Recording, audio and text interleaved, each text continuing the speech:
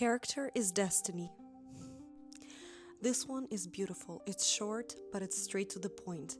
Destiny isn't just some mystical thing that happens to you. No, no, no. Every opportunity, every single little thing that happens in your life is a reflection of your character. So if your character is lazy, impulsive, or dishonest, guess what? Your destiny, your future will reflect that. If your character is ambitious, hardworking, curious, grounded, guess what? Your destiny will reflect that too. So today I was in a relaxing mood and I actually really felt like telling you some of my all-time favorite ancient wisdom quotes. Now, these quotes are not mainstream. That's what makes them so special, and every time you plug in one of these bad boys into a conversation, you will be impressing people, mark my words. So I've actually got them right here on my laptop, and I'd like to read them out to you and discuss. And these quotes are not just beautiful sayings, but also will contribute to you changing your life into and making it better than what it is already today. There are two wolves fighting inside all of us. The first one is evil, the second one is good. Which wolf will win? The one you feed. Now, two of them, both of them, the good one and the bad one, they exist within you. They don't cancel each other out. And I think that's what gives this quote so much power. Let's say you have two wolves. The good one is your natural ambition. Let's say you were born ambitious. You have big goals and big dreams. But then the bad wolf is laziness and procrastination. Now, the key here is not fully rejecting the bad wolf. It's accepting that he is there and he is part of who you are, but just understanding that two of these wolves are fighting each other constantly, every single day. And the one who wins is the one that you feed. Now, what I mean by feeding is making conscious effort every single day to contribute to the victory of the good wolf.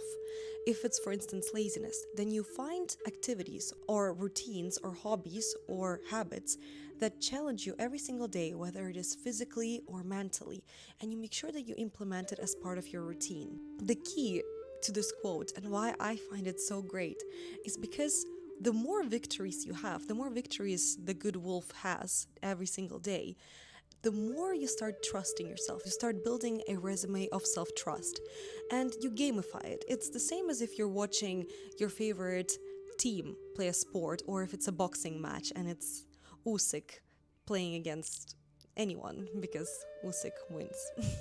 You will know that he will win. And why? Because he's won all these matches. You have trust. You can bet your money on it.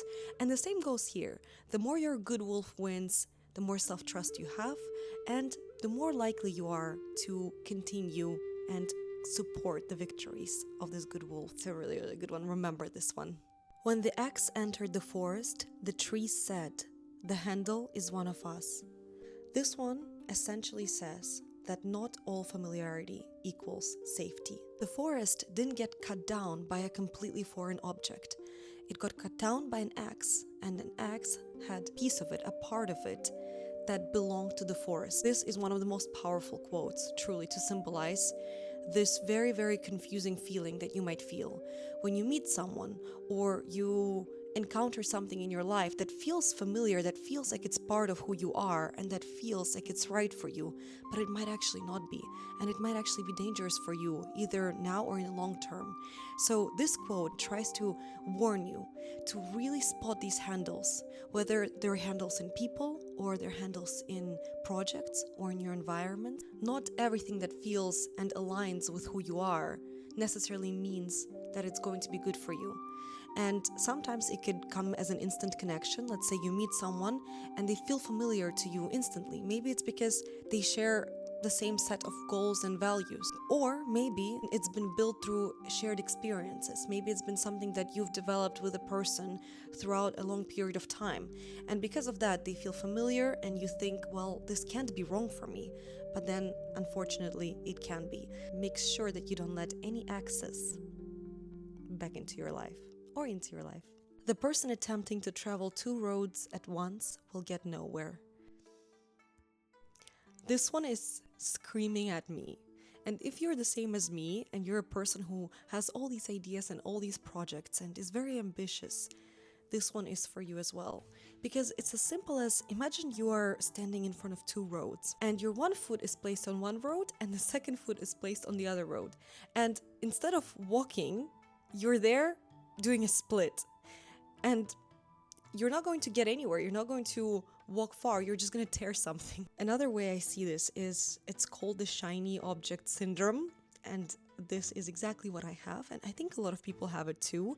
But the shiny object syndrome is essentially when you start a project because you're so excited about it. You see great potential in it. And then there's the other shiny project right there, sparkling and glistering and calling your name and whispering and saying, please come start doing me too.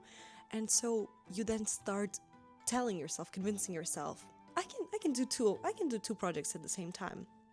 It's important to pick a lane and stick to it. And let's say compromise. At least if you get on the road, at least reach a set point or a destination, let's say a gas station, at least set that gas station before you start planning your next journey. So this quote is for those people who are constantly chasing their shiny objects. Listen, or your tongue will make you deaf. This one just says it in such a perfect way. If you talk too much, you're gonna stop hearing what's around you. You might be listening to someone, but instead of listening to what they're saying, you're just sitting there and thinking and planning your response and thinking what you can say that will impress them. Or maybe you're just overthinking your next move. And instead of doing that, just try to listen. And I can guarantee that that one simple thing, listening actively, asking questions, and being completely and utterly present and engulfed in what the other person is saying, is going to transform the way you communicate with other people. It's going to make you learn so much more. It's going to make you learn information and knowledge that you otherwise wouldn't have unlocked had you been talking all the time. So listen, or your tongue will make you deaf. To see what is right and not do it is the worst cowardice. Confucius. Now, this one is calling you out, is calling me out, is calling all of us out collectively. This one to me is about self-respect, and I'll explain why. We all have the feeling, a gut feeling or something within us, that when we are in different situations, it tells us this is not right. You have to do the right thing. And then for some reason, maybe it's because it's not as fun, maybe because it requires more of a responsible approach from your side, maybe it's just a little bit uncomfortable. Because of that, we decide we're not going to do that. When you ignore that feeling, you become a coward. And the reason why this is about self-respect is when you become a coward, you start losing self-respect. When you start losing self-respect, and this is something I believe in, you start to develop addictions, whether they are bad behaviors, bad habits, bad addictions that harm your health, your mental or physical health, or they're just overall self-sabotaging behaviors that will unfortunately contribute to you feeding the bad wolf. I think that it all stems from this one moment, the moment of when you ignore the signals and the gut intuition and the feeling that is telling you do the right thing. And the more you ignore it, the more you miss those opportunities to do the right thing, the more cowardly you become, and the less you respect yourself. The less you respect yourself, the more likely you are to engage into behaviors that are damaging for you and for others and for people around you. So this quote is much deeper than it actually sounds, and being a coward is not the way you would want to live your life. I can guarantee you that. Even the finest sword plunged into salt water will eventually rust. You might have heard how important your environment is already, because it's a well-known concept. But this quote is different, and I'll tell you why. Because rust, a very important word here, doesn't happen overnight. It happens over time, and sometimes you don't even notice it happening. So you might be the most talented person, but something about your life just keeps you from achieving your goals or dreams. And you might be thinking, I'm doing everything right. Maybe I'm just not sharpening myself enough. Get it? Because you're a sword. Maybe I'm not sharpening myself enough. But no, you are just plunged into salt water, into an environment that prevents you from reaching your highest potential and achieving your goals. Really, really look carefully at who you are surrounding yourself with. It's such a beautiful quote. Even the finest sword plunged into salt water will eventually rust. Sun Tzu, he had a way with words. Before you embark on a journey of revenge, dig 2 graves. This one is brutal. Dig to graves. Just understand that if you're going to teach someone a lesson, someone who has hurt you, if you're going to do that, just understand you're going to end up in the same exact position as they are. And this just goes to show that no matter what it is that someone did to you, so much more wiser to let go and showcase indifference and detachment from that situation. And another phrase I really like is, holding a grudge is like drinking poison and hoping it's gonna kill your enemy. And it's the same. Because when someone does something wrong to you, it is an opportunity for you to extract a lesson. And instead of focusing on extracting a lesson out of this, you're directing your focus into planning revenge or into proving something to somebody who is not even worth your time. So, before you embark on a journey of revenge, dig to graves. When I let go of what I am, I become what I might be. This one is beautiful and it's simple, but it could honestly be life-changing. Because letting go of what you are is not just letting go of what you think you are. It's those preconceived notions and stereotypes and ideas that maybe have developed over the course of your life. And now they're just a part of you. They're a part of you that you can't even imagine yourself without those descriptions. So for example, let's say it's a stereotype that your family placed on you, or maybe your friends. Maybe you're the flaky friend or the friend who's always late. Now, this is a very gentle example, but it just goes to show that these traits, they start building up. Let's say it's something that through your previous patterns and who you used to be as a person, you're known as the one who's late. This then feeds into your identity of being unreliable. And being unreliable feeds into your identity of being undisciplined or not showing up for yourself or for others. And then it starts to build up and starts to become this huge identity that is going to be harder for you to let go of. So understanding and realizing that you have the power to let go of who you are now in order to become who you want to be is so beautiful. So next time when your friends have plans with you, show up on time and just tell them you are now a punctual person. And just start doing the things that you want your identity to embody, because guess what? It's not too late to change, because who made the rules that you have to be the way you are? You did, so you can change them anytime you want. So here are my favorite, very unknown ancient wisdom quotes that I think set you straight, that are little reality checks, little wake-up calls.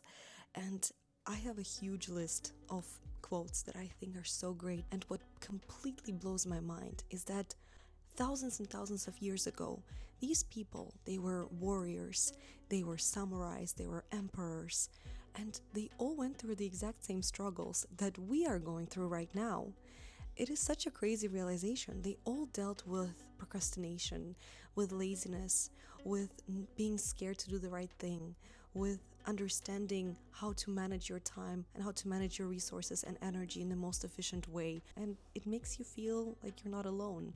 And I think that's so beautiful. I think that's what makes ancient wisdom so important. So if this video was interesting for my 12 subscribers, which, hi guys, it is so crazy to me to even realize that I could potentially have 12 people sitting in this room listening to me talk about these things, which is, honestly, it makes me very, very happy in the strangest way possible. I can't even explain it. If you like this video, if you want to watch a video I made on Stoicism, it would definitely make me happy, and also on Socrates. But anyways, thank you and bye!